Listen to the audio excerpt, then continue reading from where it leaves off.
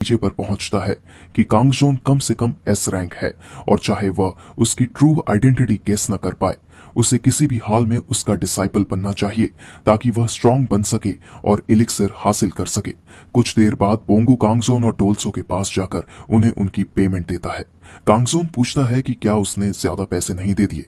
बोंगू जवाब देता है कि यह प्रॉमिस से ज्यादा है, लेकिन कांगजोन ने उसकी जान बचाई है। कांगजोन पैसे स्वीकार करता है और कहता है कि वह इसे अच्छे से यूज करेगा और अगर फेट ने दोबारा मिलाया तो शायद वह यह फेवर लौटा देगा।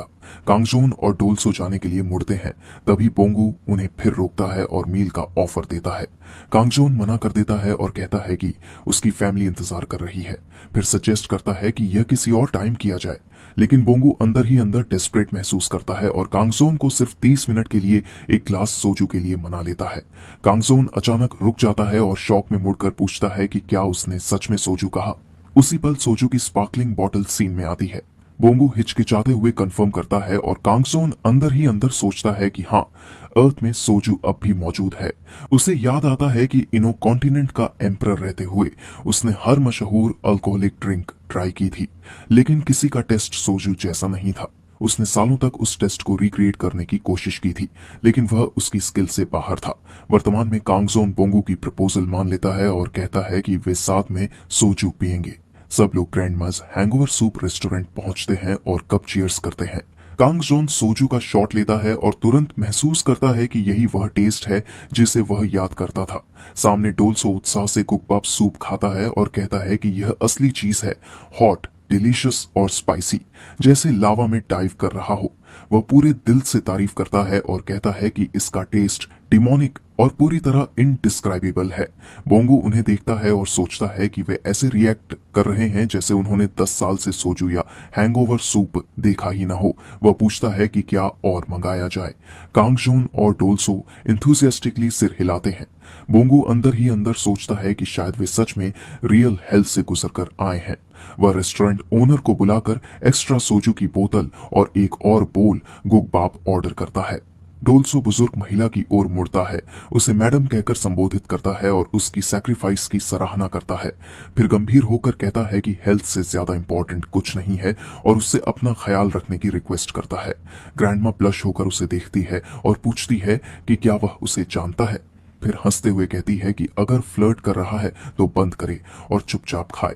डोल्सो गंभीरता से जवाब देता है कि किचन की चिंता न करे और रेड सूप को देखते हुए सोचता है कि वह इस प्राइसलेस सैक्रिफाइस का एक भी बाइट वेस्ट नहीं करेगा। महिला अंदर ही अंदर सोचती है कि यह आदमी आखिर क्या बोल रहा है, जबकि डोल्सो खुद ही यकीन कर चुका है कि उसने किसी तरह का ब्लड सैक्रिफाइस देकर इतना शानदार डिश बनाया है। बोंगू यह सब नोटिस करता है और सोचता है कि शायद डोल्सो रो रहा है और लगता है कि उसने वाकई बहुत टफ लाइफ जी है। इसी बीच कांगजोन जो खाने और पीने में बिजी होता है, बोंगू की तरफ देखकर पूछता है कि वह क्यों नहीं खा रहा। बोंगू जवाब देता है कि वह धीरे धीरे खा रहा है, फिर पोलाइटली जोड़ता है कि उसका नाम बोंगू है। कांगजोन शांति से कहता है कि उसे सर मत कहो, बस कांगजोन भाई कहो, और बोंगू तुरंत सहमति में सिर हिला देता है। कुछ पल की हिचक के बाद बोंगू कांगजोन से पूछता है कि क्या वह उसे अपना डिसाइपल बना सकता है। कांगजोन हैरानी में वही शब्द दोहराता है और फिर बिना किसी घुमाव के ठंडे कैटेगोरिकल अंदाज में मना कर देता है। बोंगू डिसअपॉइंटेड होता है, लेकिन हैरान नहीं, अंदर ही अंदर सोचता है कि यही उसने एक्सपेक्ट किया था। वह बताता है कि वह पहले एफ रैंक हंटर था, मगर कांगजोन सूप का बोल उठाते हुए मन ही मन सोचता है कि उसे सैड स्टोरी सुनना पसंद नहीं, हालांकि मील के बदले वह सुन सकता है। बोंगू अपनी बात जारी रखता है और समझाता है कि वह हंटिंग छोड़ नहीं सकता, क्योंकि बहन की ट्यूशन, लिविंग एक्सपेंसेस और मां के हॉस्पिटल बिल्स के लिए पैसे चाहिए। वह यह भी जोड़ता है कि मां को ठीक करने के लिए उसे एक हीलिंग एलिक्सर चाहिए। यह सुनकर कांगजोन हल्के सरप्राइज में वही शब्द दोहराता है और अंदर ही अंदर सोचता है कि अगर वही एलिक्सर है जो वह समझ रहा है, तो इनक के इंपीरियल ट्रेजरी में उसकी दर्जनों बोतलें स्टोरी हैं।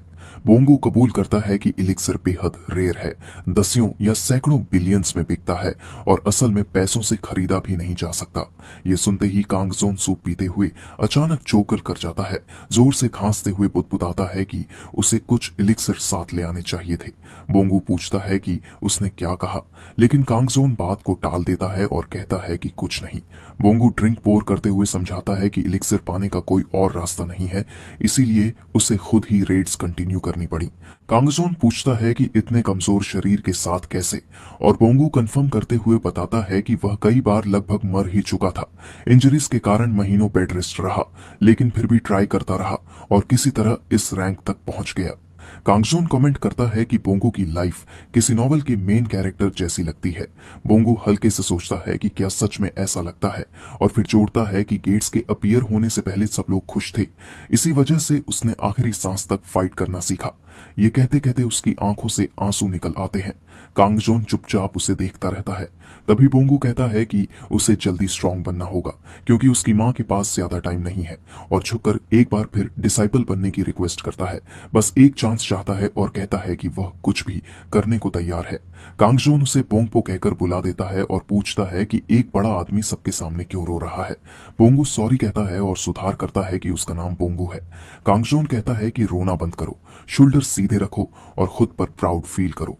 बोंगू सीधा खड़ा हो जाता है और उसकी बात मान लेता है।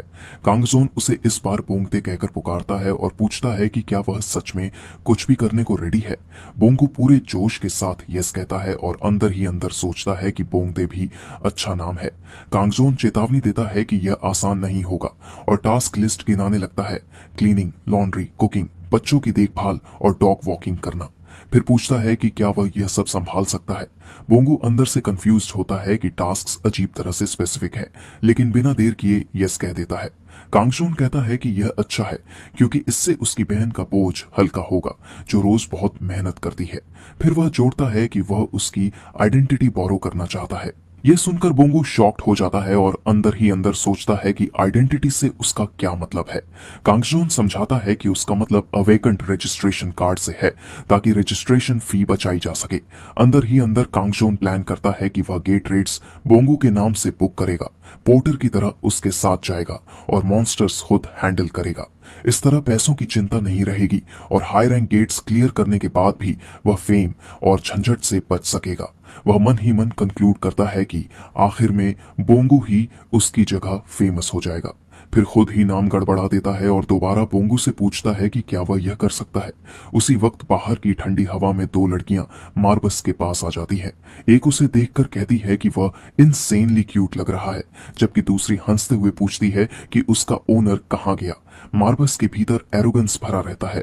उसे गुस्सा आता है कि कोई उसे नॉर्मल डॉग समझने की हिम्मत कैसे कर सकता है। फिर भी एक लड़की आगे बढ़कर कहती है कि वह बस थोड़ा सा पेट करना चाहती है, और दूसरी पूछती है कि क्या डोबरमैन आमतौर पर फियर्स नहीं होते। पहली लड़की कहती है कि ये वाला तो बहुत क्यूट है और झुककर उसके सिर पर हाथ फेर देती है। मार्बस भीतर से घृणा से भर जाता है और सोचता है कि ये लोग तुरंत हट जाएं, लेकिन उसकी टेल अनजाने में हिलने लगती है। फिर लड़की उसे एक बोन शेप्ड ट्रीट देती है और कहती है कि उसने यह अपने पपी के लिए खरीदी थी, लेकिन अब यह उसे दे रही है। दोनों लड़कियां मुस्कुराकर चली जाती हैं। मार्बस अकेला बैठकर उस ट्रीट को देखता है और सोचता है कि यह इंसानों का कचरा है, लेकिन फिर अहंकार में मानता है कि किसी ट्रिब्यूट को रिजेक्ट करना अशिष्टता होगी और बस टेस्ट चखने के लिए एक बाइट लेता है। जैसे ही टेस्ट उसकी जीभ को छूता है, उसकी आंखें शौक से फैल जाती हैं। अगले ही पल वह डिमोनिक डोबरमैन खुशी से गोल गोल दौड़ने लगता है और उसके भीतर आनंद की लहर दौड़ जाती है। थोड़ी दूरी पर खड़ा कांगजोन उसे देखकर पूछता है कि आखिर वह कर क्या रहा है। जब वह देखता है कि मार्बस एक डोबरमैन की तरह बोन चबा रहा है, तो हल्के से मुस्कुरा देता है और कहता है कि कोई बात नहीं, वह जैसा चाहे वैसा करे। कांगजोन पीछे मुड़कर देखता है और झुंझलाकर कहता है कि यह आदमी अगर ड्रिंक हैंडल नहीं कर सकता तो पीता ही क्यों है। पीछे डोल्सो बोंगू को अपनी पीठ पर उठाए हुए कहता है कि यह आदमी अनकॉन्शियस है और बेसिक मैनर्स की कमी है। फिर पूछता है कि क्या इसे खत्म कर दिया जाए। कांगजोन शांत आवाज में मना करता है और कहता है कि बस इसे घर ले चलो। चलते हुए डोल्सो कहता है कि लेडी सुबिन को यह पसंद नहीं आएगा। उसी वक्त बोंगू नींद में कराहता है और डोल्सो बुदबुदाता है कि लगता है वह किसी टेरेबल नाइटमेयर में फंसा है और सोचता है कि शायद उसे इटर्नल रेस्ट देना ज्यादा दया होगी। तभी कांगजोन बोंगू के माथे पर हाथ रखता है और कहता है कि इस आदमी को सच्चे केयर की जरूरत है। फिर धीरे से जोड़ता है कि शायद उसे उसकी सबसे खुश यादें दिखाना बुरा नहीं होगा। डोल्सो तुरंत समझ जाता है कि यह ड्रीम मैनिपुलेशन आर्ट है, ड्रीम डीमंस की ब्लैक मैजिक जो दूसरों के सपनों को मोड़ देती है। और वह सोचता है कि इंसान ऐसा नहीं कर सकते, लेकिन उसका मास्टर कर सकता है। कांगजोन कहता है कि उसने बस थोड़ा मॉडिफिकेशन किया है और मन ही मन सोचता है कि इस आदमी की असली जिंदगी तो हेल है, कम से कम सपनों में उसे शांति मिले। सपने के भीतर छोटा बोंगू खुद को अपने बचपन में पाता है। अचानक उसका पिता सामने आता है और उसके सिर पर हाथ रखकर कहता है कि थोड़ी ट्रेनिंग से वह अपने पिता से भी बेहतर बन जाएगा। बोंगू हैरानी से उसे देखता है और सोचता है कि क्या यह सच में उसके पापा हैं। पिता मुस्कुराते हुए कहते हैं कि वह बहुत बड़ा हो गया है। बोंगू अंदर ही अंदर सोचता है कि उसके पिता तो बहुत पहले चले गए थे। पिता उससे कहते हैं कि अगर वह चला जाए तो घर का हेड वही होगा, और पूछते हैं कि क्या वह अपनी माँ और बहन को प्रोटेक्ट करेगा। सपने में ही बोंगू रोते हुए कहता है कि उसके पिता नहीं जा सकते और उसे नहीं लगता कि वह उनके दिए हुए बोझ को उठा पाएगा। वो अपने पिता से कहता है कि वह कहीं न जाए और वादा करता है कि अब कभी शिकायत नहीं करेगा। न जल्दी घर लौटने की, न मछली पकड़ने में बोरियत होने की, न पहाड़ चढ़ते समय गोद में उठाने की। उसी पल उसकी माँ की आवाज गूंजती है कि खाना तैयार है, और ड्रीम धीरे से बदल जाता है। उसी पल उसकी माँ की आवाज गूंजती है कि खाना तैयार है, और ड्रीम धीरे से बदल जाता है।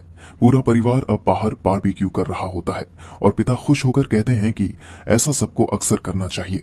माँ भी मुस्कुराते हुए कहती हैं कि बच्चे आज बहुत खुश लग रहे हैं, और अपने बेटे को बुलाती हैं। छोटा बोंगू आंसुओं से भरी आंखों से अपने परिवार को देखता है और उनके नाम पुकारता है। माँ उससे पूछती हैं कि क्या उसे करी राइस पसंद नहीं आई, तो वह रोते हुए जवाब देता है कि खाना बस बहुत ज्यादा स्वादिष्ट है। वह अपने पिता, बहन और माँ को देखता है और मन ही मन प्रार्थना करता है कि वे सब हमेशा खुश रहे। सीन बदलता है और अब एडल्ट बोंगू शांत बैठा होता है। वह कहता है कि सब लोग बस उस पर भरोसा करें। वह खुद को फैमिली का हेड घोषित करता है और वादा करता है कि वह सबको सुरक्षित रखेगा। चेहरे पर हल्की मुस्कान के साथ वह आखिरी बार अपने खुशहाल परिवार की उस याद को देखता है। फिर ड्रीम एक बार फिर बदलता है और बोंगू खुद को अकेले कैंप फायर के सामने बैठा पाता है। तभी सुबिन की आवाज गूंजती है कि उसने हैंगओवर सूप तैयार कर लिया है।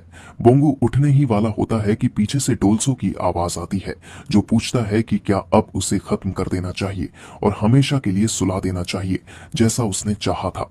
कांगजोन थकी हुई आवाज में जवाब देता है कि वह ऐसा क्यों सोचता है, और कहता है कि बस बोंगू के जागने तक इंतजार करें ताकि वे साथ में खा सकें। बोंगू धीरे से आंखें खोलता है और बड़बड़ाता है कि उसका सिर फट रहा है। कमरे के उस पार वह देखता है कि कांगजोन फर्श पर बैठा है, अपनी बेटी को गोद में लिए हुए, और प्यार से पूछ रहा है कि उसने ठीक से खाया या नहीं। बच्ची मासूमियत से जवाब देती है कि हाँ, और खाना बहुत डिलीशियस था। यह दृश्य देखकर बोंगू दंग रह जाता है और उसे लगता है कि शायद वह अब भी सपना देख रहा है। कुछ ही पल में उसे एहसास होता है कि वह कांगजोन के घर में है, और उसके दिमाग में सवाल उठता है कि यह बच्ची आखिर है कौन। कांगजोन अपनी बेटी सोल के साथ खेलते हुए हंसता है और पूछता है कि उसकी प्रिंसेस इतनी प्यारी किस पर गई है। बच्ची खिलखिलाकर हंसती है और अपने पिता को पुकारती है। यह सुनकर कांगजोन गर्व से सोचता है कि वह अपने पिता की तरह ही स्मार्ट और वंडरफुल है। तभी उसकी नजर बोंगू पर पड़ती है और उसे शक होता है कि कहीं उसने यह सब देख तो नहीं लिया। कांगजोन सख्त आवाज में पूछता है कि उसने कहां से कहां तक देखा। डर से कांपते हुए बोंगू जवाब देता है कि उसने तब से देखा जब उसने बच्ची को प्रिंसेस कहा, और तब तक देखा जब उसने कहा कि वह अपने पिता पर गई है। कांगजोन का चेहरा धीरे धीरे सख्त हो जाता है और वह कहता है कि अब उसे बोंगू को खत्म करना पड़ेगा ताकि यह राज बाहर न जाए। बोंगू डर के मारे सोचता है कि कांगजोन शायद एम्बेरेस्ड है, लेकिन अगले ही पल उसे लगता है कि वह सच में ऐसा कर सकता है। उसी वक्त सुबिन कमरे का दरवाजा खोलती है और कहती है कि सूरज निकल आया है और कांगजोन अभी अभी उठा है। बोंगू राहत की सांस लेता है और सोचता है कि अब वह बच गया। सुबिन बताती है कि उसने हैंगओवर सूप बनाया है और सबको खाने के लिए बुलाती है। बोंगू अंदर से छू जाता है और खुद को बेहद शुक्रगुजार महसूस करता है। नाश्ते के दौरान सुबिन उससे पूछती है कि क्या वह बोंगजान है। बोंगू हल्के से सुधार करता है कि उसका नाम बोंगू है। सुबिन माफी मांगती है और वह कहता है कि कोई बात नहीं। बोंगू सोचता है कि यही मौका है अपनी इमेज सुधारने का।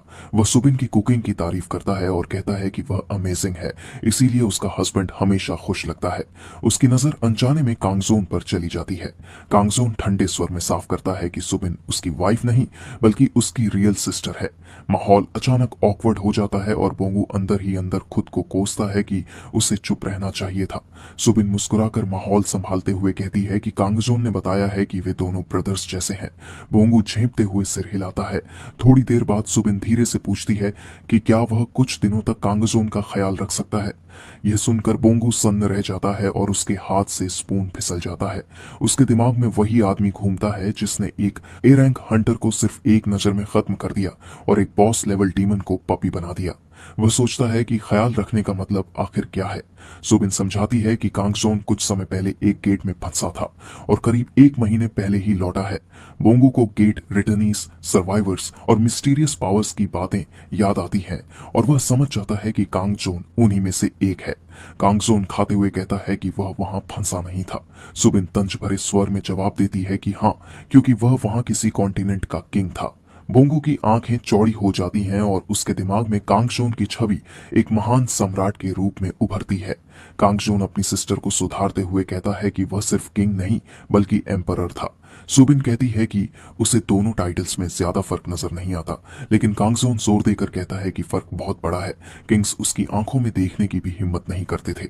बोंगू अंदर ही अंदर स्तब्ध होता है और सोचता है कि क्या वह सच में किसी एम्पायर का एम्परर था। उसके दिमाग में यह ख्याल भी आता है कि शायद ओल्ड मैन डोल्सो भी कोई ऑर्डिनरी इंसान नहीं है। तभी डोल्सो बीच में पूछता है कि क्या कांगजोन को बर्थियन किंगडम का फॉर्मर किंग याद है। कांगजोन नाम सुनकर उलझ जाता है और पूछता है कि कौन। डोल्सो बताता है कि वही आदमी जिसकी गर्दन काट दी गई थी क्योंकि उसने एम्परर की आंखों में देखा और रिबेलियन का बैनर उठाया था। कांगजोन उस घटना को बिना किसी भावना के याद करता है और बोंगू शौक में सांस रोक लेता है। सुबिन बोंगू की तरफ देखकर समझाती है कि कांगजोन के साथ जो हो रहा है वह शायद एक तरह का आफ्टर इफेक्ट है और उसे नॉर्मल सोसाइटी में वापस एडजस्ट होने के लिए थोड़ा वक्त चाहिए। बोंगू सिर हिलाकर मान लेता है और उसे लगता है कि अब सारी बातें समझ में आने लगी हैं। उसकी आंखों में एक्साइटमेंट चमक उठता है और वह सोचता है कि कांगजोन में जो ऑरा और पावर है वह इसलिए है क्योंकि वह पहले एम्परर था। वह जिज्ञासा से पूछता है कि क्या डोल्सो उस वक्त प्राइम मिनिस्टर जैसा कोई पोस्ट संभालता था। सुबिन समझ नहीं पाती कि बोंगू मजाक कर रहा है या सच में गंभीर है और फिर उससे पूछती है कि क्या वह कांगजोन को नॉर्मल लाइफ में एडजस्ट करने में मदद करेगा। बोंगू खुशी से हामी भरता है और वादा करता है कि वह अपनी पूरी कोशिश करेगा। सुबिन उसे एक ग्रेटफुल स्माइल देती है। फिर वह डोल्सो की ओर मुड़कर नरमी से पूछती है कि क्या उसने कभी पार्ट टाइम जॉब के बारे में सोचा है। डोल्सो कंफ्यूज्ड होकर पूछता है कि यह जॉब क्या चीज होती है। सुबिन समझाती है कि उनके घर के सामने वाली ग्रोसरी शॉप का ओनर किसी को हेल्प के लिए ढूंढ रहा है और उसने कैजुअली डोल्सो का नाम लिया था। ओनर ने कहा है कि वह इंटरव्यू के लिए आ सकता है। डोल्सो सम्मान के साथ सुबिन को धन्यवाद देता है और कहता है कि उसका सीक्रेट ड्यूटी अपने मास्टर की सेवा करना है और वह एक पल के लिए भी उनसे दूर नहीं रह सकता। तभी कांगजोन बीच में रोकता है और साफ आदेश देता है कि डोल्सो ये जॉब एक्सेप्ट करेगा। कांगजोन सोचता है कि हर वक्त उसका पीछा करने वाला यह आदमी अब ग्रोसरी शॉप में काम करेगा जिससे वह अर्थ की कल्चर को समझ सके। वह अंदर ही अंदर मानता है कि भले ही यह जॉब कम पैसे दे लेकिन फाइनेंस में भी मदद करेगी। डोल्सो बेचैन होकर विरोध करता है मगर कांगजोन उसे याद दिलाता है कि उसने अर्थ पर एक ग्लोरियस एम्पायर बनाने का वादा किया था। वह समझाता है कि इस गोल को पूरा करने के लिए इस डायमेंशन की कल्चर और लोगों की जिंदगी को समझना जरूरी है। वह साफ करता है कि वह उससे एडवाइजर ड्यूटी छोड़ने को नहीं कह रहा बल्कि उसे नेशन की फाउंडेशन से जुड़ी जिम्मेदारी सौंप रहा है। डोल्सो अचानक समझ जाता है कि उसका मास्टर उसकी लॉयल्टी की परीक्षा ले रहा है। वह नाटकीय अंदाज में खड़ा होता है, फिर जमीन पर झुक जाता है और अपनी जान की दुहाई देने लगता है। कांगजोन झुंझलाकर कहता है कि नाटक बंद करो, लेकिन डोल्सो ड्रामेटिक टोन में बोलता रहता है कि वह अपने मास्टर की गहरी इच्छा को समझ नहीं पाया और इतना योग्य नहीं कि उसके नोबल चेहरे की ओर देख सके। कांगजोन ठंडे स्वर में जवाब देता है और डोल्सो कसम खाता है कि वह इन्वेस्टिगेशन में अपनी पूरी ताकत झोंक देगा जब तक उसका शरीर टूट न जाए और उसकी हड्डियां धूल में न बदल जाए। आखिर में कांगजोन सुबिन की ओर मुड़कर कहता है कि डोल्सो इंटरव्यू के लिए जा रहा है। सुबिन थोड़ी अजीब सी मुस्कान के साथ सिर हिलाकर सहमति जता देती है। थोड़ी देर बाद बोंगू किचन में खड़ा बर्तन धो रहा होता है। सुबिन यह देखकर हैरान रह जाती है और कांगजोन से पूछती है कि उसे पता है बोंगू गेस्ट है, फिर भी उसने उससे बर्तन क्यों धुलवाए। कांगजोन शांति से बताता है कि बोंगू खुद ही इंसिस्ट कर रहा था और उसने तो उसे आराम करने को कहा था। उसी वक्त टीवी पर न्यूज चल रही होती है। रिपोर्टर बता रहा होता है कि सोल और गोंगी एरिया में गेट्स की फ्रीक्वेंसी तेजी से बढ़ रही है। एक्सपर्ट समझाता है कि नए गेट्स अपने आसपास 1 से 2 किलोमीटर की रेडियस में मौजूद सारी लाइफ को अब्सॉर्ब कर लेते हैं, इसलिए अलर्ट रहना बेहद जरूरी है। वह यह भी जोड़ता है कि एकेडमिक सर्कल्स का मानना है कि हान रिवर के साउथ साइड में गेट अपीयर होने की संभावना ज्यादा है। यह सुनकर सुबिन हल्की चीख के साथ गास्प करती है और उसे याद आता है कि उनका घर भी गैंगनम एरिया में ही है। वह चिंता में कांगजोन से पूछती है कि अगर गेट यहीं खुल गया तो क्या होगा। कांगजोन बिना किसी घबराहट के शांत स्वर में कहता है कि कुछ नहीं होगा। उसी पल छोटी सोल की आवाज आती है जो अपने पिता को पुकारते हुए दौड़ती है। वह मार्बस को गले लगाकर किस करने की कोशिश करती है। कांगजोन तुरंत सख्त आवाज में उसे रोकता है और कहता है कि यह डॉग गंदा है और अगर उसने किस किया तो उसे चोट लग सकती है। कांगजोन के दिमाग में उसी पल गुस्से से भरे वायलेंट विजुअल्स उभर आते हैं जिनमें वह मार्बस को पीटता हुआ देखता है। सोल कंफ्यूजन में अपने पिता को देखती है। दूसरी ओर मार्बस डर से कांप उठता है और मन ही मन सोचता है कि उसने तो कुछ किया ही नहीं, फिर भी उसे क्यों निशाना बनाया जा रहा है। पीछे से सुबिन कांगजोन की पीठ पर हल्का सा मारती है और कहती है कि बेटी के सामने जानवरों को बुली करना गलत है। यह सुनकर कांगजोन थोड़ा पजल्ड हो जाता है। वह मार्बस की ओर अजीब नजर से देखता है और पहली बार सोचता है कि क्या उसे सच में एक एनिमल की तरह ट्रीट करना चाहिए। फिर वह रियलाइज करता है कि बच्ची उसे वैसे ही देखती है और वही काफी है। सोल प्यार से मार्बस को पेट करती है। कांगजोन यह सीन देखता है और उस पल की वॉर्मथ को महसूस करता है। वह अपनी क्यूट और प्लेफुल बेटी को देखता है और जब सोल अपने पापा को पुकारते हुए उसकी ओर बढ़ती है तो वह उसे अपनी बाहों में उठा लेता है। कांगजोन अंदर ही अंदर महसूस करता है कि यह डेंजरस दुनिया उसकी बेटी के लिए सही जगह नहीं है। वह सोचता है कि वह कोई हीरो नहीं बनना चाहता, लेकिन इस दुनिया को थोड़ा बेहतर जरूर बनाना चाहता है। अगले दिन वह सुबिन को एक एनवलप देता है और कहता है कि इससे कुछ मदद कर लेना। सुबिन पूछती है कि इसमें कितना है। कांगजोन जवाब देता है कि 5 मिलियन वन है। यह सुनकर सुबिन चौंक जाती है और पूछती है कि यह पैसा कहां से आया। कांगजोन कैजुअली कहता है कि उसने क्यूरियोसिटी में अपनी बैंक सेविंग्स चेक की थी और वहां यह अमाउंट पड़ा था, शायद वही पैसा जो उसने गायब होने से पहले धीरे धीरे जमा किया था। सुबिन जब एनवलप खोलती है तो उसकी आंखों में आंसू भर आते हैं।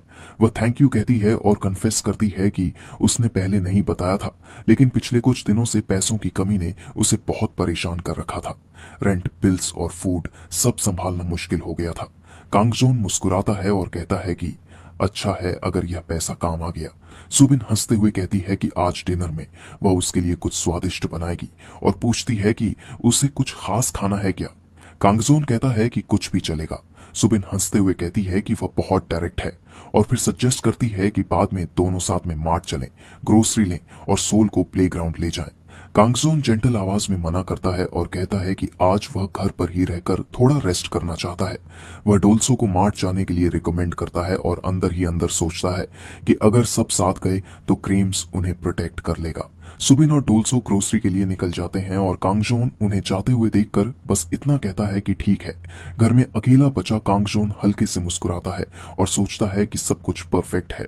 उसके दिल में हल्का सा एक्साइटमेंट भर जाता है क्योंकि आज आखिरकार वह उस जगह जा सकेगा जहां वह पहली बार से जाना चाहता था। वह जगह थी कैंपस कॉमिक कैफे।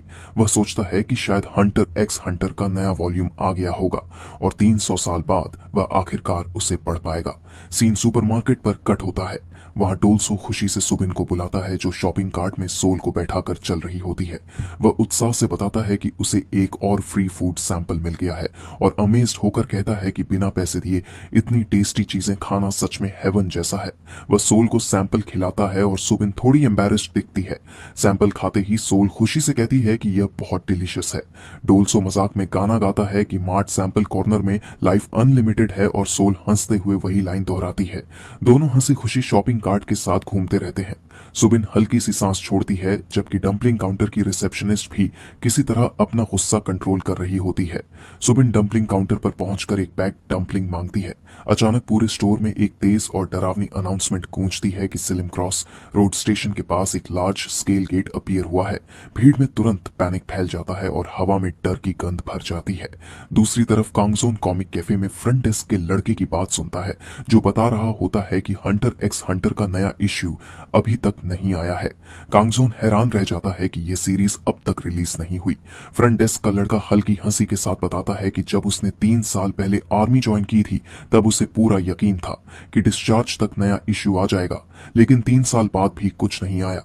ये सुनते ही कांगजोन के भीतर इरिटेशन उठता है और उसकी आंखों में गुस्सा भर जाता है, क्योंकि उसे याद आता है कि वह तो 300 साल से इंतजार कर रहा है। लड़का कांगजोन के चेहरे के भाव देखता है और कैजुअली हंसते हुए कहता है कि वह ऐसा लग रहा है जैसे बहुत कुछ झेल चुका हो। फिर वह टॉपिक बदल देता है और बताता है कि वह उसे एक नया मैनहुआ दिखाएगा जो इतना फेमस हो चुका है कि उसका स्पेशल लिमिटेड एडिशन तक प्रिंट हुआ है। कांगजोन हल्की क्यूरियोसिटी के साथ कवर देखता है। टाइटल पढ़ते ही उसकी भौहें हल्की सी हिलती हैं। The weakest became an SSS rank Hunter. वह पेजेस पलटना शुरू करता है और अंदर ही अंदर सोचता है कि यह कहानी तो बिल्कुल बोंगो जैसी लगती है। कमजोर शुरुआत, टूटा हुआ घर, पैसे की तंगी, लेकिन आगे कहानी स्ट्रेंथ ग्रोथ की ओर जाती दिखती है, इसलिए उसे यह पूरी तरह बेकार नहीं लगती। लेकिन अचानक उसकी नजर एक फाइट सीन पर टिक जाती है। वह रुक जाता है, पेज को घूरता है और उसके चेहरे पर साफ इरिटेशन उभर आता है। वह सोचता है कि नाइन सर्कल नेक्रोमैंसर इतनी आसानी से कैसे हार सकता है। उसकी बाहें अपने आप फोल्ड हो जाती हैं और उसके दिमाग में एक ही बात घूमती है कि हीरो चाहे बोंगू जितना कमजोर होकर शुरू करे और बाद में मजबूत बने, फिर भी इतना ताकतवर नेक्रोमैंसर इस तरह नहीं हारता। ये पूरी तरह बेहुदा है। बोरियत में वह किताब बंद कर देता है और सोचता है कि उसे सुपरमार्केट ही चले जाना चाहिए था। कैफे में बैठना बस टाइम वेस्ट था। अब उसे अपने शरीर में थकान महसूस होने लगती है। वह सोचता है कि आखिरी बार उसने ठीक से कब नींद ली थी। उसकी पलकों पर नींद भारी होने लगती है और वह मन ही मन तय करता है कि शायद अब रेस्ट लेने का टाइम आ गया है। लेकिन उसी के साथ एक हल्का सा पछतावा उसके अंदर चुप जाता है कि नाइटमेयर कर्स अब तक टूटा नहीं है। उसे सकूबस क्वीन आयरियल याद आती है, जो उसके नाइटमेयर्स को थोड़ा इजी कर देती थी। वह लेट जाता है, आंखें बंद करता है और सोचता है कि उसके फॉलोअर्स अब भी ठीक होंगे या नहीं। उसी वक्त सुपरमार्केट शेल्टर में तेज अनाउंसमेंट गूंजती है कि सलीम क्रॉस रोड स्टेशन के पास बड़े पैमाने पर गेट खुल चुका है और सभी लोगों से कहा जाता है कि तुरंत बेसमेंट शेल्टर में जाएं। सुबिन घबराकर सोल को अपनी गोद में कसकर पकड़ लेती है और उसके दिल में कांगसोन को लेकर चिंता उठती है कि शायद वह घर पर अकेला होगा। डोल्सो शांत स्वर में उसे समझाने की कोशिश करता है कि मास्टर बिल्कुल ठीक होंगे और चिंता करने की कोई जरूरत नहीं है। सुबिन फिर भी डाउट में पड़ जाती है और पूछती है कि क्या वह सच में ठीक होंगे। डोल्सो हल्की मुस्कान के साथ कहता है कि उसके मास्टर लगभग इमॉर्टल हैं और कोई भी ऑर्डिनरी वेपन उनकी बॉडी पर स्क्रैच तक नहीं डाल सकता। ये सुनकर सुबिन हैरान रह जाती है। डोल्सो गर्व से बताता है कि 100 साल तक इंपीरियल स्कॉलर्स ने उन्हें इटर्नल रेस्ट देने का तरीका ढूंढने की कोशिश की, लेकिन कोई भी सक्सीड नहीं हुआ। उसे याद आता है जब एम्परर ने खुद अपने फॉलोअर्स को आदेश दिया था कि उसके इटर्नल रेस्ट का तरीका खोजो। एक स्कॉलर ने सुझाव दिया कि वह वर्ल्ड ट्री से कूद जाए।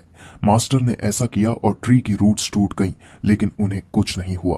डोल्सो आगे बताता है कि एक बार मास्टर ने खुद को हेलफायर में झोंक दिया और पूरा महीना वहीं रहे, लेकिन जब बाहर आए तो बस बोर्डम की शिकायत की।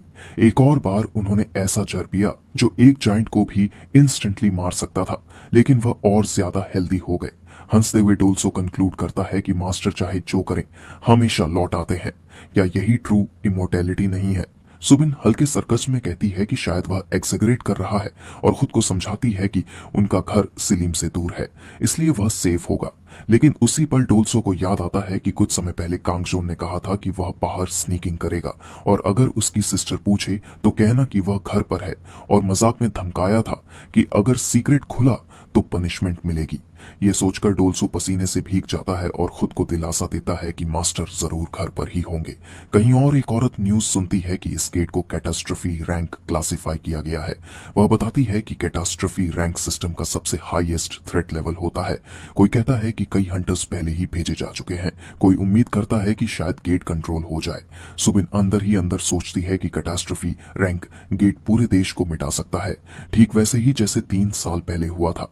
शेल्टर में वह कांपती हुई सोल को थामे रहती है और उसे शांत करने की कोशिश करती है, जबकि खुद अपने अंदर उठ रहे पैनिक को दबाने की कोशिश कर रही होती है। इसी बीच कांगजोन खुद को एक अजीब सी जगह पर पाता है। चारों तरफ बर्फ जमी होती है और ठंडी हवा बह रही होती है।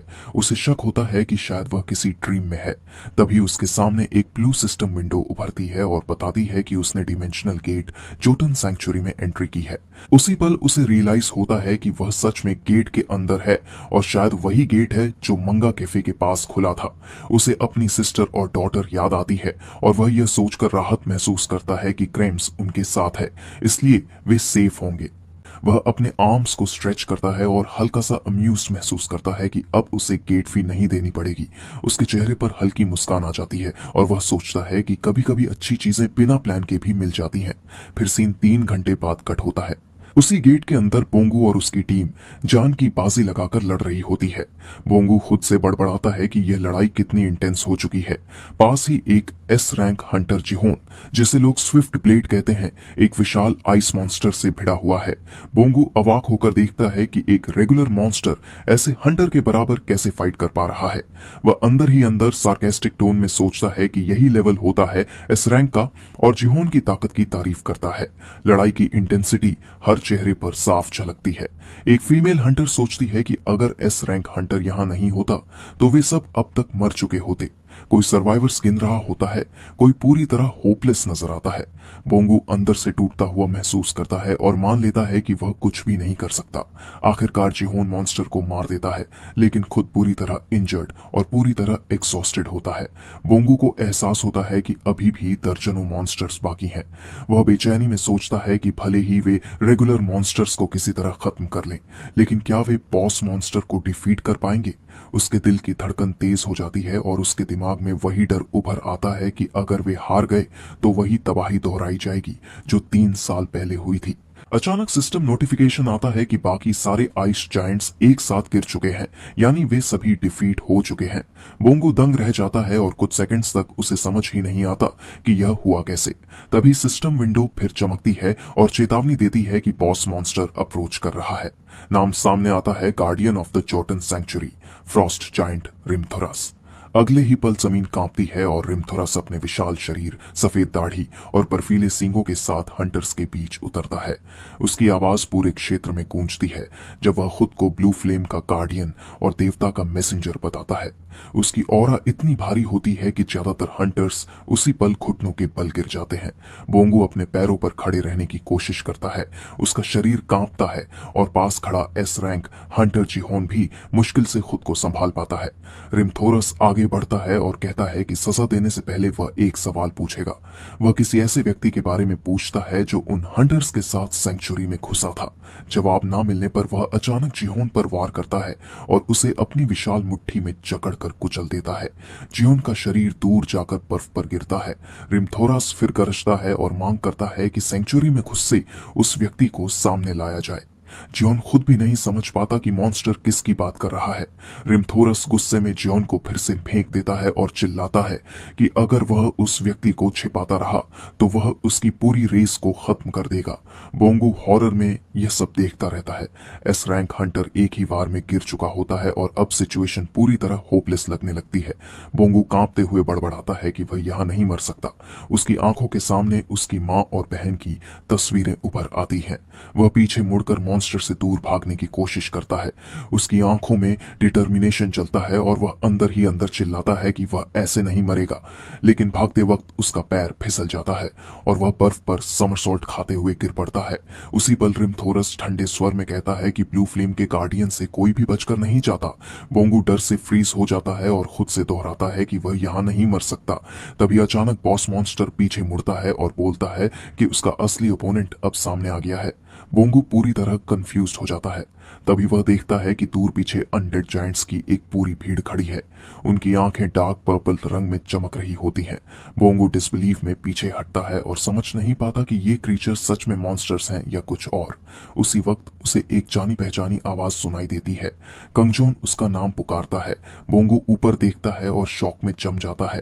कंगजोन एक अनडेड जायंट के सिर पर बिल्कुल कैजुअल अंदाज में बैठा हुआ होता है, जैसे यह कोई पिकनिक स्पॉट हो। बोंगो हकलाते हुए पूछता है कि वह यहाँ क्यों है।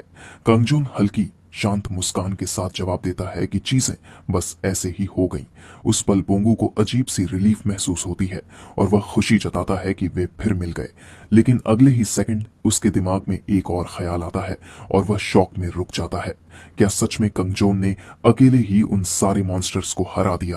तभी रिमथोरास गुस्से में दहाड़ता है और पीछे खड़े मॉन्स्टर्स को बुलाने की कोशिश करता है, लेकिन अनडेड जायंट्स उसे मर्डरस केस से घूरते रहते हैं। रिमथोरास और ज्यादा फ्यूरियस हो जाता है और खुद से सवाल करता है कि उनके मर्डरस इंटेंट भरे आइज अपने लीडर की ओर क्यों है। वह खुद को लॉर्ड ऑफ जोटन और जायंट विद सन लिप्स का मैसेंजर घोषित करता है और पूछता है कि वे उसके सामने हॉस्टाइल कैसे हो सकते हैं। नीचे खड़ा बोंगू तब समझता है कि रिमथोरस जिस व्यक्ति को ढूंढ रहा था वह और कोई नहीं बल्कि कंगजोन ही है। रिमथोरस गुस्से में कंगजोन की ओर चिल्लाता है और उस पर आरोप लगाता है कि उसने उसके ब्रेथरन को नेक्रोमेंसी से कर्स किया और उन्हें इटर्नल रेस्ट से वंचित कर दिया। बोंगो उस इमेंस प्रेशर को महसूस करता है जो रिमथोरस से निकल रहा होता है और वह वहीं स्तब्ध खड़ा रह जाता है। रिमथोरस गुस्से में चिल्लाता है कि वह नेक्रोमांसर को कभी माफ नहीं करेगा। यह सुनकर बोंगो डर में चिल्लाता है और कंगजोन को भागने की चेतावनी देता है। उसे याद आता है कि यह मॉन्स्टर टॉप 10 रैंक हंटर को एक ही पल में कुचल चुका है। लेकिन कंगजोन बर्फ के बीच हल्के से जंप करता है और सोचता है कि उसे क्यों भागना चाहिए जब वह इसे इतनी आसानी से एंजॉय कर सकता है। यह सुनकर बोंगो पूरी तरह शॉक्ड रह जाता है। कंगजोन कॉन्फिडेंटली रिमथोरस के सामने खड़ा हो जाता है और उसके समन्ड अनडेड जायंट्स की आर्मी उसके पीछे से आगे बढ़ने लगती है। जब रिमथोरस उसे नेक्रोमांसर कहकर पुकारता है तो कंगजोन अंदर ही अंदर सोचता है कि यह टाइटल उसे खास पसंद नहीं है, लेकिन यह जानकर थोड़ा सरप्राइज जरूर होता है कि रिमथोरस उसे जानता है। कंगजोन रिमथोरस से पूछता है कि क्या वह उसे जानता है। रिमथोरस उसकी नॉलेज कंफर्म करता है और कहता है कि वह उसे कैसे नहीं जान सकता। वह एक एक करके अनडेड जायंट्स को गिराता हुआ आगे बढ़ता है और बताता है कि जिस गॉड को सभी जोटुन वर्शिप करते हैं वही गॉड अभी उसे देख रहे हैं। बोंगू कांपता हुआ सोचता है कि भले ही यह कंगजोन ही क्यों ना हो, इस बॉस मॉन्स्टर को हराना नामुमकिन है। तभी कंगजोन रिमथोरस के मुंह से निकले गॉड शब्द को दोहराता है। वह अंदर ही अंदर सोचता है कि यह सब आखिर कब से शुरू हुआ। कांगजोन सोचता है कि उसने अनगिनत ऐसे सो कॉल्ड एब्सोल्यूट बीइंग्स और सेल्फ प्रोक्लेम्ड रूलर्स देखे हैं जो उसके सामने एक भी ब्लो टिकाए बिना गिर गए थे और इमोर्टैलिटी के करीब पहुंचकर जीवन से ऊब जाने के बाद उसने बार बार गॉड के एग्जिस्टेंस के लिए प्रे किया था। वह रिमथोरस की ओर चलता है और मॉकिंग टोन में पूछता है कि क्या उसका गॉड उससे स्ट्रॉन्गर हो सकता है। रिमथोरस गुस्से में दहाड़ता है और वार्निंग देता है कि जोटन विद सन लिप्स के मैसेंजर के सामने ब्लास्फेमी मत करो, यानी उसके गॉड का अपमान मत करो। कांगजोन धीरे से हाथ उठाता है। उसके चारों ओर इमेंस डार्क पर्पल एनर्जी इकट्ठा होने लगती है और वह पूरी तरह इंडिफरेंट आवाज में कहता है कि अगर कभी वह उस गॉड से मिला तो वह डेड होगा। अगले ही पल वह डार्क पर्पल एनर्जी को अनलीश करता है। एनर्जी एक वेव की तरह बहती है और अनडेड जायंट्स की आर्मी को पूरी तरह इंगल्फ कर लेती है। रिमथोरस शॉक में जम जाता है और हॉरर के साथ देखता है कि यह आखिर हो क्या रहा है। उसकी आंखों के सामने अनडेड जायंट्स के शरीर हील होने लगते हैं और फिर एक दूसरे में मर्ज होने लगते हैं। बोंगू भी यह सीन देखता है और उसे अपनी आंखों पर यकीन नहीं होता। सारे अनडेड जायंट्स मिलकर एक ह्यूज टेरिफाइंग पैचवर्क गोलेम में बदल जाते हैं। ये देखकर रिमथोरस पूरी तरह स्टंट हो जाता है और उसके दिमाग में बस एक ही सवाल घूमता है कि ऐसी चीज कैसे एग्जिस्ट कर सकती है। मर्ज्ड अनडेड गोलेम अपना विशाल हाथ रिमथोरस की ओर बढ़ाता है। रिमथोरस पूरी ताकत से उसे ब्लॉक करता है, लेकिन साफ नजर आता है कि उसे कितनी मुश्किल हो रही है। कांगजोन नए बने गोलेम के सामने खड़ा होता है और रिमथोरस से फिर पूछता है कि क्या अब भी वह सोचता है कि उसका गॉड उससे स्ट्रॉन्गर है। पूरी तरह हिल चुका रिमथोरस बड़बड़ाता है कि ऐसी पावर कैसे हो सकती है। कांगजोन सवाल दोहराता है और इस बार उसकी आवाज में हल्की ठंडक होती है। क्या अब भी वह सोचता है कि उसका पैथेटिक गॉड उसे हरा सकता है? उसी पल पैचवर्क गोलेम रिमथोरस पर पावरफुल फोर्स के साथ हमला करता है। एक के बाद एक भारी पंचेस गिरते हैं और रिमथोरस दर्द में चीखता हुआ क्रश्ड होता चला जाता है। बोंगू दूर से यह सब देखता है और खुद से पूछता है कि क्या बॉस मॉन्स्टर मर चुका है। उसके दिमाग में ख्याल आता है कि यह वही स्पेल है जो कांगजोन ने पहले डेड को रिवाइव करने के लिए यूज किया था और यह डेफिनेटली किसी नॉर्मल रेजरेक्शन से कहीं ऊपर है। इधर पैचवर्क गोलेम बिना रुके रिमथोरस पर ब्रूटल अटैक्स बरसाता रहता है। बोंगू बड़बड़ाता है कि अब तक तो बॉस मॉन्स्टर पूरी तरह मैश हो जाना चाहिए था। कांगजोन कैजुअली जवाब देता है कि यह कुछ कुछ स्लाइम के साथ खेलने जैसा है। वह एक्सप्लेन करता है कि यह इन्फेंट्स के लिए एक प्लेइंग एक्टिविटी होती है जो उनके सेंसरी और क्रिएटिव डेवलपमेंट के लिए अच्छी मानी जाती है और उसी प्रिंसिपल को उसने यहाँ अप्लाई किया है। कांगजोन बिल्कुल सीरियस टोन में प्रिंसिपल समझाता है। पहले इंग्रेडिएंट्स को इवनली मिक्स करो। यहाँ इंग्रेडिएंट्स थे जोटन मॉन्स्टर्स। फिर मैजिक से अच्छे से स्टर करो, थोड़ा हार्डन करो, फिर डिजायर्ड शेप में ढालो और आखिर में डो की तरह नीड करो। वह अपने बनाए हुए ह्यूज पैच वर्क गोलेम के पास खड़ा होता है और बोंगू से ओपिनियन पूछता है, ये बताते हुए कि उसने यह सब चाइल्ड प्लेइंग स्लाइम से इंस्पायर्ड होकर बनाया है। उधर मर्ज्ड गोलेम के नॉन स्टॉप अटैक से रिमथोरस पूरी तरह डिफीटेड हो चुका होता है। कांगजोन के इवेल्युएशन पूछने पर बोंगू नर्वसली जवाब देता है कि इसमें एक वेरी क्लासिक फील है। वह कहता है कि यह ना तो रेनेसांस है और ना ही बरोक, लेकिन अवांट गार्ड में एक अजीब सी एस्थेटिक जरूर है। कांगजोन तुरंत एंथुसियास्टिक हो जाता है, बोंगू की एनालिसिस की तारीफ करता है और पूछता है कि क्या उसने आर्ट में मेजर किया था। फिर कांगजोन डिफीटेड रिमथोरस के रिमेन्स की ओर मुड़ता है और कहता है कि इतनी ब्रैगिंग के बाद भी वह कुछ खास नहीं था। वह जोड़ता है कि वीक हमेशा बहुत बोलते हैं। एक लापरवाह से फिंगर फ्लिक के साथ वह कहता है कि वह कुछ ही ब्लोज भी सरवाइव नहीं कर पाया। फिंगर फ्लिक के साथ ही पैचवर्क गोलेम डिसइंटीग्रेट होकर पर्पल एनर्जी में बदल जाता है और हवा में बिखर जाता है। बोंगू गास्प करता है और उसके दिमाग में साफ हो जाता है कि कांगजोन सच में एक एक्सेप्शनल एम्परर है। नहीं तो कोई और ऐसा नहीं हो सकता जो सब कुछ सिर्फ हाथ के एक फ्लिक से खत्म कर दे। तभी अचानक सिस्टम विंडो कांगजोन के सामने अपीयर होती है और दिखाती है कि उसकी लेवल इंक्रीज हो गई है। एक के बाद एक और विंडोज खुलती है, ये बताते हुए कि उसने जोटन सैंक्चुरी के गार्डियन रिमथोरस को डिफीट कर दिया है और अब जोटन सैंक्चुरी गेट 1 घंटे में डिसअपियर हो जाएगा। एक रैंक अचीवमेंट से जुड़ा सिस्टम मैसेज भी डिस्प्ले होता है और बताया जाता है कि रिमथोरस का पेट्रन गॉड जोटन विद सनलिप्स अब उस पर हॉस्टाइल है। साथ ही असगार्ड कॉन्स्टलेशन के सब गॉड्स ने भी उस पर हॉस्टिलिटी मार्क कर दी है। इसके बाद एक और सिस्टम मैसेज आता है कि XX के तौर पर कांगजोन की एग्जिस्टेंस अब पूरी तरह क्लियर हो चुकी है। कांगजोन इसे देखकर बस इतना सोचता है कि अगर उन्हें प्रॉब्लम है तो वे खुद आकर उसे ढूंढ सकते हैं। फिर एक और सरप्राइजिंग सिस्टम विंडो अपीयर होती है। लिखा होता है कि ओन्ड वेसल इरियल को समन करने की कंडीशन पूरी हो चुकी है और अब वह अपने फॉलोअर इरियल को समन कर सकता है। कांगजोन की आंखें थोड़ी वाइड हो जाती हैं और वह सोचता है कि क्या वह सच में इरियल को समन कर सकता है। वह हाथ आगे बढ़ाता है और सक्यूबस क्वीन इरियल को कॉल करता है। अगले ही पल उसके सामने एक glowing purple summoning portal appear होता है और उस पोर्टल से एक विंग्ड फीमेल फिगर इमर्ज होने लगती है। बोंगो पूरी तरह स्टंट होकर अपने बड़े भाई कांगजोन से पूछता है कि यह आखिर है क्या। उसी पल समंड वुमन भी जमी हुई सी कांगजोन की ओर देखती है और धीमी कांपती आवाज में पूछती है कि क्या वह सच में उसका मास्टर है। बोंगू अंदर ही अंदर सोचता है कि वह बेहद खूबसूरत है, ऐसी खूबसूरती जो किसी आम इंसान की नहीं हो सकती। कांगजोन उससे पूछता है कि वह कैसी है, लेकिन इरियल कुछ नहीं कहती। अगले ही पल वह अचानक आगे बढ़ती है और कांगजोन को कसकर पकड़ लेती है, उसे मास्टर कहते हुए जैसे यह यकीन करना चाहती हो कि वह सच में मौजूद है। इरियल शॉक में उससे पूछती है कि यह सब कैसे हुआ और बताती है कि कई दशकों तक वह यह मान चुकी थी कि कांगजोन इटर्नल रेस्ट में चला गया है। कांगजोन शांत स्वर में जवाब देता है कि वह भी ऐसा ही सोचता था, लेकिन इस बीच बहुत कुछ हो गया। इरियल उसके चेहरे को गौर से देखती है, उसकी आंखों और होंठों की ग्लो को नोटिस करती है और चिंता से पूछती है कि कहीं उसे कोई डिस्कम्फर्ट तो नहीं हो रहा। कांगजोन कहता है कि वह ठीक है और इरियल से थोड़ा पीछे हटने को कहता है। एरियल तुरंत पीछे हटती है, अपोलोजाइज करती है और फिर फॉर्मली नीलिंग होकर अनाउंस करती है कि aerial minister of the imperial house hold अपने मास्टर को ग्रीट करती है। कांगजोन उससे फॉर्मेलिटीज स्किप करने को कहता है और पूछता है कि सब कैसे रहा। एरियल बताती है कि जब उसने और आर्च ड्यूक ने इटर्नल रेस्ट लिया था तब सभी लोग अपने अपने पदों पर बने रहे और काम चलता रहा। वह जोड़ती है कि नास्कुल, जो पहले मिनिस्टर ऑफ मिलिट्री अफेयर्स था, अब स्टेट अफेयर्स भी ओवरसी कर रहा है। कांगजोन अंदर ही अंदर संतोष महसूस करता है कि सब ठीक है।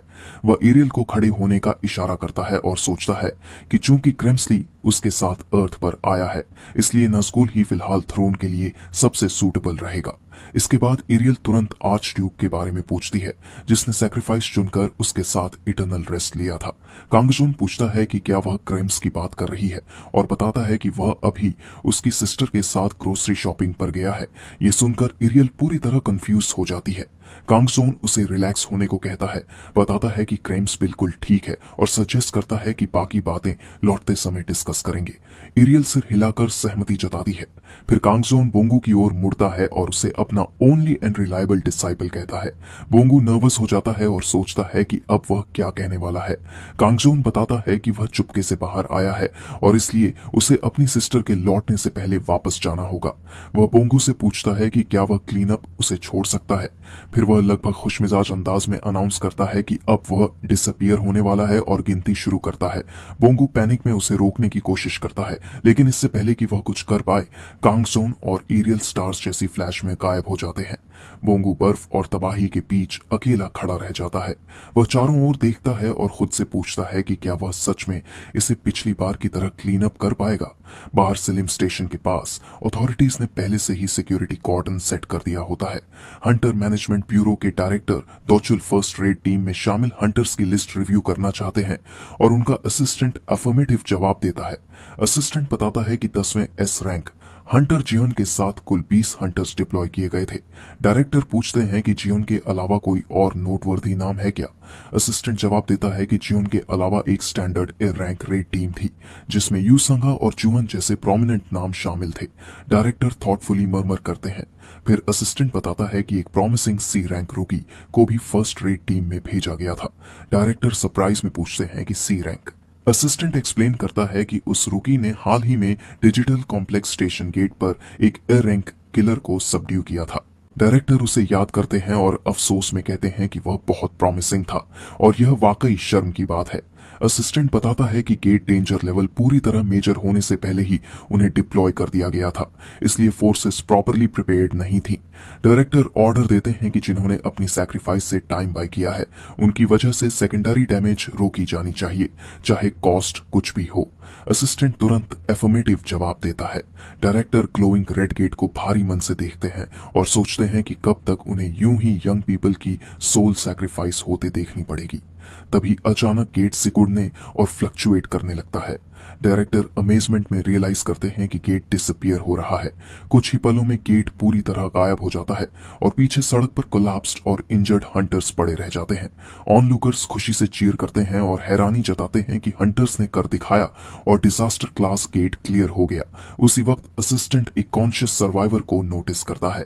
डायरेक्टर और टीम थके हुए बोंगू की ओर दौड़ते हैं। बोंगू मुश्किल से उन्हें देख पाता है और कमजोर आवाज में कुछ बड़बड़ाता है। असिस्टेंट कंफर्म करता है कि यही है राइजिंग सी रैंक रूकी हंटर बोंगू। कुछ समय बाद टीवी पर न्यूज बुलेटिन चलता है कि लगभग 4 बजे सिलिम स्टेशन के पास का disaster class gate successfully clear कर लिया गया है। न्यूज में डायरेक्टर दोचुल कहते हैं कि यह रिजल्ट हंटर्स की बहादुरी और सैक्रिफाइस का नतीजा है, जिन्होंने देश की पीस और वेलबींग के लिए अपनी जान जोखिम में डाली। उसी वक्त कांगजोन अपने घर में सुबिन से पूछता है कि डिनर कब रेडी होगा। सुबिन जवाब देती है कि लगभग हो गया है और पूछती है कि क्या वह हंग्री है। कांगजोन कहता है कि वह भूखा नहीं है, लेकिन अंदर ही अंदर थकान महसूस करता है और सोचता है कि यह सिचुएशन आखिर कितनी देर तक चलानी पड़ेगी। सोल इंथुजियास्टिकली अपने पिता को बुलाती है और कहती है कि फिर से करें। कांगजोन हल्की थकी आवाज में पूछता है कि क्या वह अब तक टायर्ड नहीं हुई। सोल हंसते हुए कहती है कि नहीं, उसे बहुत मजा आ रहा है और पूछती है कि क्या पापा को मजा नहीं आ रहा। कांगजोन स्ट्रेन्ड वॉइस में कहता है कि उसे भी मजा आ रहा है। उसकी नजर मैथ जीनियस कैलकुलेशन टॉय पर जाती है और वह सोचता है कि दुनिया के सारे टॉयज में उसने यही अबॉमिनेबल चीज क्यों खरीदी। वह इमेजिन करता है कि क्या मैन्युफैक्चरर को अंदाजा भी है कि इस टॉय ने मानवता को कितना सफरिंग दी है। अगले ही पल सोल फिर से चीयरफुल वॉइस में कस्टमर को वेलकम करती है। कांगजोन फेक सीरियसनेस के साथ जवाब देता है और एक पैकेट मिल्क मांगता है। सोल बताती है कि प्राइस 8000 वॉन है। कांगजोन डिसबिलीफ में पूछता है कि सिर्फ एक पैकेट दूध के लिए इतना। सोल पूरे कॉन्फिडेंस से दोहराती है कि हाँ, 8000 वॉन। कांगजोन सीरियसली उसे एड्रेस करता है, उसकी शार्प सेंस ऑफ प्रॉफिट की तारीफ करता है और बताता है कि प्राइस थोड़ी एक्सेसिव है, थोड़ा एडजस्टमेंट होना चाहिए। सोल चाइल्डिश गुस्से में इंसिस्ट करती है कि प्राइस वही रहेगा। आखिरकार कांगजोन हार मान लेता है, प्ले मनी निकालता है, 8000 वन देता है और गुड बाय कहता है। सोल खुशी खुशी पैसे लेती है और फिर से खेलने की डिमांड करती है। कांगजोन उसे याद दिलाता है कि वे 3 घंटे से कैश रजिस्टर गेम खेल रहे हैं, लेकिन सोल फिर भी जिद करती है। पास खड़ा डोल्सो इरियल से पूछता है कि क्या यह सच में एक टेरिफाइंग सीन नहीं है। वह कहता है कि उसने कभी नहीं सोचा था कि इतनी ग्रूलिंग गेम जो पेशेंस और परसिस्टेंस मांगती हो इस दुनिया में भी एग्जिस्ट कर सकती है। इरियल इंथुजियास्टिकली डोल्सो के साथ सहमति जताती है। डोल्सो गंभीर लहजे में जोड़ता है कि इससे भी ज्यादा टेरिफाइंग बात यह है कि एक बार जब प्रिंसेस किसी चीज को एंजॉय करने लगती है तो वह तब तक नहीं रुकती जब तक पूरी तरह एग्जॉस्टेड होकर कोलैप्स न कर जाए। उसी वक्त मार्बस ठंडी आवाज में कमेंट करता है कि इमॉर्टल का चाइल्ड अपने इमॉर्टल लिनियज की तरह ही फियरलेस प्रेजेंस और नेचुरल क्रूअल्टी के साथ पैदा हुई है, और सवाल करता है कि क्या किसी को अंदाजा भी है कि वह हर दिन कई कई घंटे इसी गेम को खेलने के लिए फोर्स किया जाता है। डोल्सो थोड़ी देर सोचकर सजेस्ट करता है कि इस गेम का नाम the cash register game of the ages रखा जाना चाहिए, और सबकी ओपिनियन पूछता है। इरियल मुस्कुराते हुए उसकी तारीफ करती है और कहती है कि यह नाम एक्सेप्शनली फिटिंग है। मार्बस अंदर ही अंदर सर्कस्टिकली सोचता है कि ओल्ड वैम्पायर कम से कम नेमिंग में अपने लुक से बेहतर है।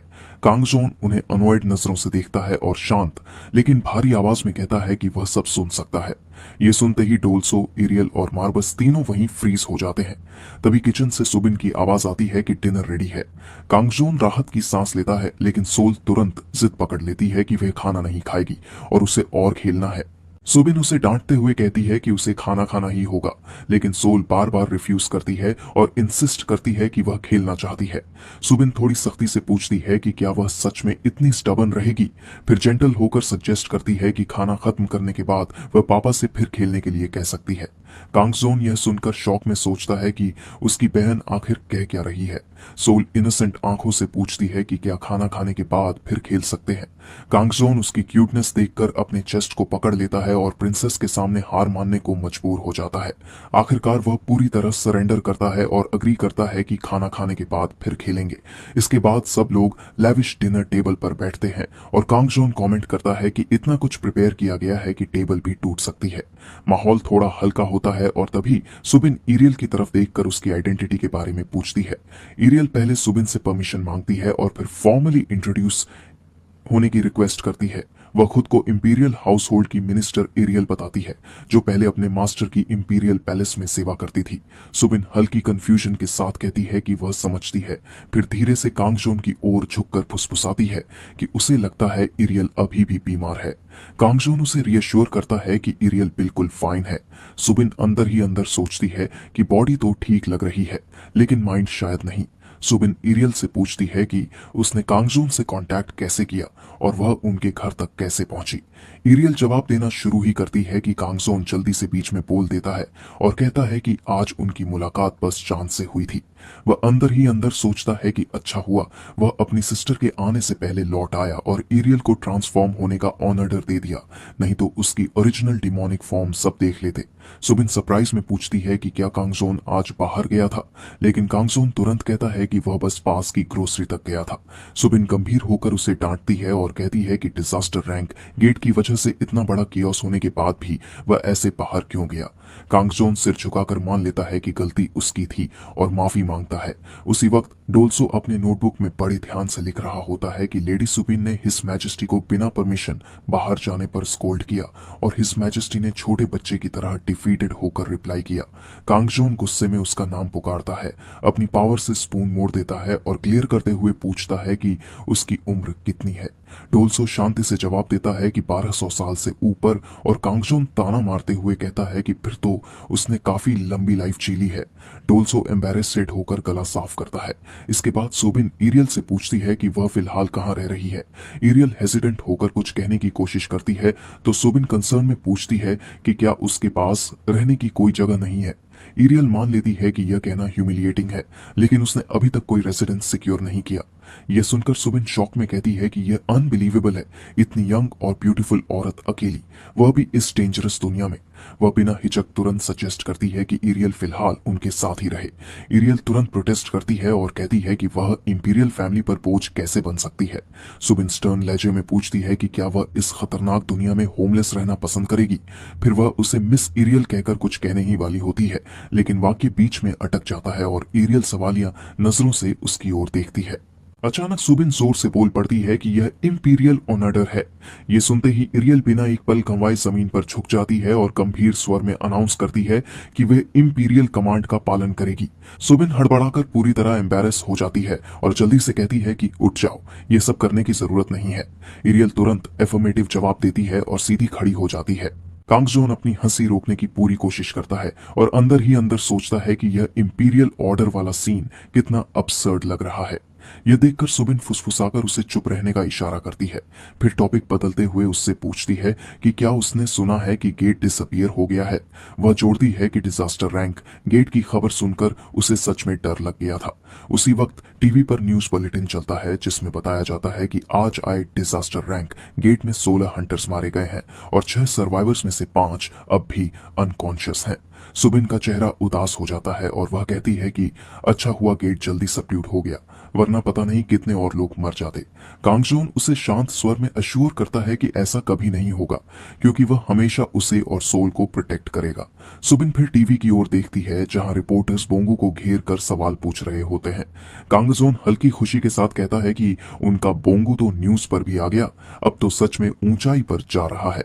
सुबिन क्यूरियस होकर पूछती है कि क्या यह वही मिस्टर बोंगो है जो कुछ दिन पहले उनके घर आया था, और कांगजोन हंसकर कंफर्म करता है कि हाँ, वही बेखबर सा लड़का है।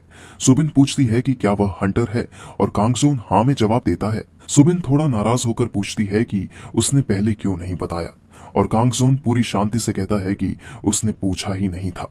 तभी सोल खुशी से अनाउंस करती है कि उसका खाना खत्म हो गया है और वह फिर से खेलना चाहती है। कांगजोन कुछ सेकंड तक उसे शॉक में देखता रहता है, फिर धीरे से उठता है और अंदर ही अंदर सोचता है कि अब बहुत हो चुका है और एक ऑर्डर देना ही पड़ेगा। वह अपने फॉलोअर डोल्सो को बुलाता है और कमांड देता है कि वह उस व्यक्ति को खोजे जिसने डॉक्टर जीनियस कैलकुलेशन प्लेसेट बनाया और पूरे देश के पेरेंट्स को सफरिंग और केओस में धकेल दिया है। वह कहता है कि उस डेविल को उसके सामने लाया जाए। डोल्सो पूरी गंभीरता से एफर्मेटिव रिप्लाई करता है। सुबिन थकी हुई सांस छोड़ती है और डोल्सो से कहती है कि कांगजोन की बातों को सीरियस मत लो, लेकिन डोल्सो साफ कहता है कि उसके मास्टर के ऑर्डर्स एब्सोल्यूट हैं। इसके बाद कांगजोन फिर से सोल के साथ कैश रजिस्टर गेम खेलने लगता है। सोल खुशी से कस्टमर को वेलकम करती है और पूछती है कि कस्टमर को क्या चाहिए, जबकि कांगजोन थके हुए स्वर में जवाब देता है कि उसे बस फ्रीडम चाहिए। रात में सुबिन बर्तन धोते हुए हल्के से हमिंग करती रहती है। तभी एरियल उसका नाम पुकारती है। सुबिन चौंक कर देखती है कि एरियल ट्रे पकड़े खड़ी है और एम्बेरेस्ड होकर पूछती है कि वह कब से वहां खड़ी है। एरियल हेजिटेंट करते हुए कहती है कि अगर यह अपमानजनक न लगे तो क्या वह कुछ सिंपल चोर्स जैसे बर्तन धोने या सफाई में मदद कर सकती है। सुबिन मुस्कुराकर कहती है कि यह ठीक है, लेकिन फिलहाल उसे आराम करना चाहिए क्योंकि उसे अभी सब समझने का वक्त चाहिए। एरियल थोड़ा हेजिटेंट करती है तो सुबिन सजेस्ट करती है कि अगर वह अनकंफर्टेबल फील कर रही है तो बस उसके साथ खड़ी होकर बातें कर सकती है जब तक वह बर्तन धोती है। एरियल सहमति में सिर हिला देती है। सुबिन बर्तन धोती रहती है और एरियल बात शुरू करते हुए कहती है कि उसका मास्टर भी बिल्कुल ऐसा ही था, फॉर्मेलिटीज से बंधा नहीं और अपने लोगों से बहुत सादगी से पेश आता था। एरियल बताती है कि उसे हमेशा हैरानी होती थी कि ऐसा कैसे संभव है, लेकिन अब उसे समझ आया कि यह इंपीरियल फैमिली का ट्रेट है। ये सुनकर सुबिन अंदर ही अंदर सोचती है कि यह बेचारी औरत अब भी रोल प्ले में फंसी हुई है और शायद गेट के अंदर उसने बहुत कुछ झेला होगा। एरियल आगे कहती है कि उसका मास्टर ऐसा व्यक्ति था जिसे सभी वाइस किंग कहते थे। सुबिन पूछती है कि क्या वह कांगजोन की बात कर रही है और एरियल कर्व से कंफर्म करती है, ये जोड़ते हुए कि उसका मास्टर पूरे वर्ल्ड के लिए ऑर्डर और लॉ था और किसी भी रिलीजन या गॉड से कहीं ज्यादा एब्सोल्यूट एग्जिस्टेंस था। सुबिन यह सुनकर सोच में पड़ जाती है और उसकी नजर कांगजोन पर जाती है जो सोल के साथ वही टॉय गेम खेल रहा होता है। तब वह हल्की हंसी हंस देती है। वह कहती है कि शायद इसीलिए क्योंकि उसने प्रैक्टिकली उसे पाला है, वह उसे कभी डिवाइन बीइंग की तरह इमेजिन नहीं कर सकती। मजाक में पूछती है कि क्या लोग उसे प्रेयर्स भी देते थे और उसकी पूजा करते थे। एरियल पूरी गंभीरता से हाँ कहती है। सुबिन हैरानी से पूछती है कि क्या उसकी स्टैच्यू और श्राइन भी बने थे, और एरियल मुस्कुराकर कंफर्म करती है कि सैकड़ों टेम्पल्स और श्राइन्स बनाए गए थे जहां अनगिनत लोग उसके मास्टर की वर्शिप करते थे। सुबिन डिसबिलीफ में कहती है कि यह तो अमेजिंग है और पूछती है कि क्या उसके किंगडम में और कोई रिलीजन नहीं था। एरियल बताती है कि पहले थे लेकिन अब सब एक्सटिंक्ट हो चुके हैं।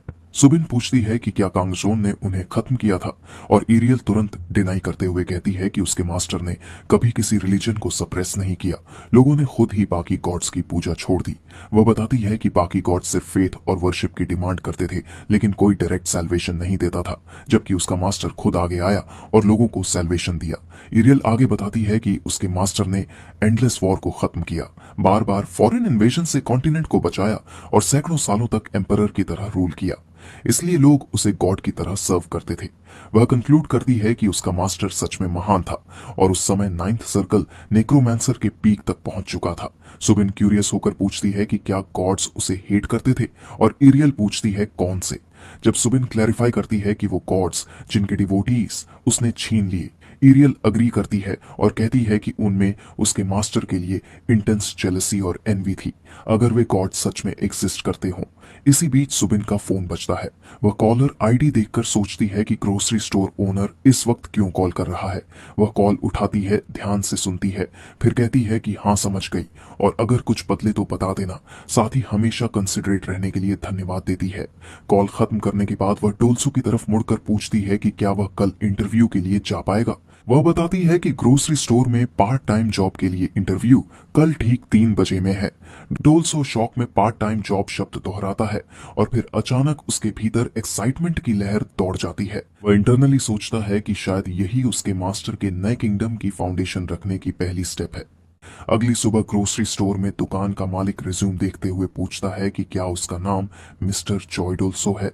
वह मन ही मन सोचता है कि 10 साल से यह स्टोर चला रहा है और सैकड़ों इंटरव्यू ले चुका है, लेकिन इतना एपिक कैंडिडेट उसने पहली बार देखा है। डोल्सो पूरी फॉर्मल टक्सीडो में सीधा बैठा होता है। स्टोर ओनर कंफ्यूज होकर पूछता है कि क्या उसे गर्मी नहीं लग रही, और डोल्सो पूरे कॉन्फिडेंस के साथ जवाब देता है कि वह बिल्कुल फाइन है। स्टोर ओनर हंसते हुए कहता है कि इतना नर्वस होने की जरूरत नहीं है क्योंकि यह तो बस एक पार्ट टाइम जॉब का इंटरव्यू है। स्टोर ओनर फिर माफी मांगता है कि उसे अचानक इंटरव्यू का टाइम बदलना पड़ा। वह समझाता है कि कल जो हुआ उसके बाद उसके सारे पार्ट टाइम वर्कर्स ने रिजाइन कर दिया है। वह यह भी बताता है कि सुबिन ने उसे डोल्सो की सिचुएशन के बारे में थोड़ा बताया था और कहा था कि गेट से लौटने के बाद से उसे एमनीशिया साइंस दिख रहे हैं। डोल्सो पूरे जोश में बोलता है कि यह बात बिल्कुल सही है। अपने मन में वह सोचता है कि यह उसका इस अर्थली डिमेंशन में पहला मिशन है और उसे हर हाल में सफल होना है। उसे याद आता है कि यहाँ उसकी आइडेंटिटी एक हम्बल सर्वेंट जैसी है। स्टोर ओनर बताता है कि सुबह की शिफ्ट बहुत स्लो होती है, इसलिए काम मुश्किल नहीं होगा, बस कस्टमर्स को सर्व करना, सामान भरना और साफ सफाई रखनी होगी। अचानक डोल्सो झुककर गहरी पॉ करता है और लाउड वॉइस में वो लेता है कि अगर उसे यह मौका मिला तो वह अपनी बोन डस्ट होने तक और बॉडी के क्रम्बल होने तक अपना पूरा दिल और आत्मा इस काम में झोंक देगा। स्टोर ओनर पूरी तरह ऑकवर्ड हो जाता है और कहता है कि इतनी दूर जाने की जरूरत नहीं है, बस लेट या एब्सेंट मत होना। लेकिन डोल्सो अब भी पूरे पैशन के साथ कहता है कि उसे बस एक चांस चाहिए और यह पार्ट टाइम जॉब उसके जीवन का सबसे बड़ा सपना है जिसे उसे हर हाल में अचीव करना है। स्टोर ओनर कुछ सेकंड उसे घूरता रहता है और सोचता है कि शायद किसी के लिए पार्ट टाइम जॉब भी ड्रीम हो सकती है। वह हिचकते हुए कहता है कि डोल्सो हायर्ड है और कल से काम शुरू कर सकता है। डोल्सो जोश में धन्यवाद देता है और इंटरनली सोचता है कि अब उसे समझना होगा कि इस रूलिंग क्लास ह्यूमन को कैसे एड्रेस किया जाता है, क्योंकि वह खुद तो बस पास एक लो रैंक सर्वेंट है। वह फिर झुककर गहरी बाव करता है और जोर से स्टोर ओनर को मास्टर कह देता है। दूसरी ओर अगले सीन में पोंगू हॉस्पिटल रूम में आंखें खोलता है और कुछ पल तक समझ ही नहीं पाता कि क्या हो रहा है। रिपोर्टर्स से मिलने और लगातार मेडिकल चेकअप्स के बाद उसका सिर भारी हो चुका होता है। वह नोटिस करता है कि हॉस्पिटल रूम उसके अपने घर से भी ज्यादा लग्जरी है और सोचता है कि इसका डेली कॉस्ट कितना होगा। तभी एक सूट पहना आदमी अंदर आता है और उसके मन का सवाल पढ़ते हुए कहता है कि कॉस्ट करीब 3 मिलियन वन है। वह फ्रूट बास्केट टेबल